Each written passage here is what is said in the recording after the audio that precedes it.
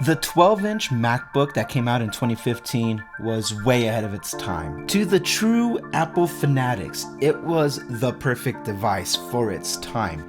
It was light, it was thin, it was minimal. The only thing that was lacking was power. But nobody denied its elegance. Its end-to-end keyboard with the one USB-C port and a headphone jack That MacBook was a portable computer dream for most people. Because when we talk about light computing, it doesn't have a fan in it. There's a very high chance it's not running those pro applications like Final Cut or Logic. But it gave you Mac OS, and it gave you the ability to do all your typical web browsing in a very, very thin, light form factor. Oh, God, I miss it. But you know, after they discontinued it, you know what came afterwards? The spiritual successor of the 12-inch MacBook was, in fact, a 2018 and forward iPad.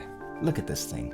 Just as minimal, one USB-C port, technically two if you get the keyboard right. If you get the keyboard, you get a power pass-through, but you get the compactness of it the same way. The one thing that it was lacking for its time was a proper operating system. But we're just talking about convenience, we're talking about portability, and we're just talking about an overall elegant, thin footprint. Something that anybody can really use for basic computing. So many times have I've said this, and people have said this, that they want the 12-inch MacBook to come back, but now with an Apple Silicon M chip put into it. I mean, we put it in the iPads, we put it in the MacBooks, we have it in Vision Pro. On paper, everything makes sense now because when they launched the first M1 MacBook Air, it didn't have a fan in it.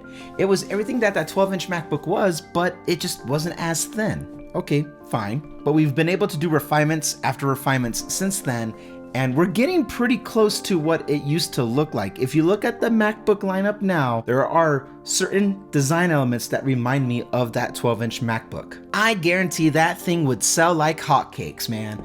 But would it be called a MacBook, or would it just take the MacBook Air naming scheme? I don't know. Naming schemes have always been weird with Apple, but we are so close to getting that device. But alas, we don't have it right now. I know I would buy it. I'm sure many of you would even want to buy it. I love my MacBook Pro. Don't get me wrong. I've praised it in videos of the past. It is my rock. It is my foundation. It is my server. I love everything that the MacBook Pro does for me now. But if I'm being honest, I don't use all the extra ports on the Pro like I used to. I use one Thunderbolt port right now to run my display, and I have another USB-C port that's running my USB-C hub. So if I had to do it again, if the lineup was refreshed right now and I had to build my lineup again for me, I would try to get the thinnest MacBook I could get, which in this case right now would probably be a MacBook Air, but that being said, I would love to have something that's minimal, as long as it had the M chip still in there and it had enough storage to be my hub of just offloading things from my phone or iPad to the Mac. I'm good, I'm set. But as I've said in other videos before, my MacBook Pro, I don't use that often. I am using either my phone or the iPad.